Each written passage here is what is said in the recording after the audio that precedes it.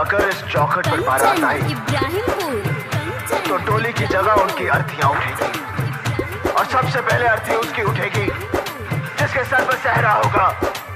लाशें बिछा दूंगा, लाशें बिछा दूंगा, लाशें बिछा दूंगा, लाशें।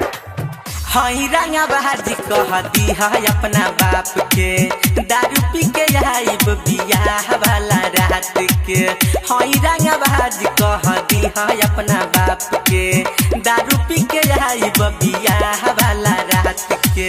हम ना डराइब हो लेके तोहे जाइब हो, जवन साला बोली ओकरा टांग धक फाड़ब। मरवा में तोहरा बरबा के हम ही गोली मारब, मरवा में तोहरा बरबा के हम ही गोली मारब।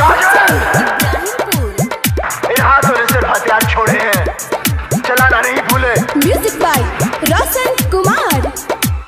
हाँ शीशा के जैसे दिल टूटे न दे हम, अखिया के सामने प्यार लूटे न दे हम। लाशें बिछा दूंगा, लाशें बिछा दूंगा, शीशा के जैसे दिल टूटे न दे हम, अखिया के सामने प्यार लूटे न दे हम। बानी तोहरे दीवाना देखिया जई जमाना, शादी के कार्ड तोहरा अंगना में फाड़ब। मरवा में तोहरा बरबा के हम ही गोली मारब, मरवा में तोहरा बरबा के हम ही गोली मारब, मरवा में तोहरा बरबा के हम ही गोली मारब। आखिर तुम्हारा हमारा रिश्ता ही क्या है? रिश्ता में कुछ नहीं जानता, सिर्फ इतना जानता हूँ कि तुम मुझसे प्यार करती हो। चाहिए जवानऊ हम पूरा करीले, दुनिया के डर से ना पीछे हटीले। लाशें बिछा दूंगा, लाशें बिछा दूंगा, लाशें। हाँ चाहिए जवानऊ हम पूरा करीले, दुनिया के डर से ना पीछे हटीले।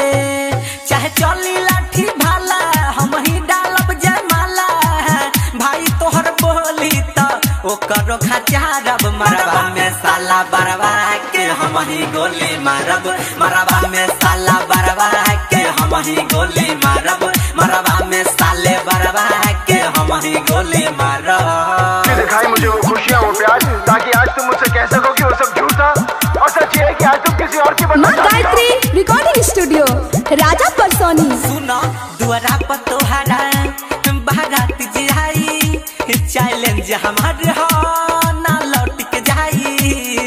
लाशें बिछा दूंगा, लाशें बिछा दूंगा, लाशें। दुआरा पर तोहरा बारात जाई, चैलेंज हमारे हो ना लौट के जाई। रोशन विकास राम जीराज, रोशन विकास राम जीराज, कहे जवन छुई हो करे दुनिया उजारब। मरवा में तोहरा बरवा के हम ही गोली मारब, मरवा में तोहरा बरवा के हम ही गोली मारब, मरवा में तोहरा दुल्हा के हम ही गोली मारब। हई रंगा बहाजी कहती है अपना बाप के, दारू पी के आइब बियाह वाला रात के। हई रंगा बहाजी कहती है अपना बाप के, दारू पी के आइब बियाह वाला रात के। हम ना डराइब हो लेके तोहे जाइब हो, जवन साला बोली ओकरा टांग धक फाड़ब। मरवा में तोहरा बरबा के हम ही गोली मारब, मरवा में तोहरा बरबा के हम ही गोली मारब। बाघ आर्ट रिकॉर्डिंग स्टूडियो राजापुर सोनी बाजार सीतामढ़ी बिहार।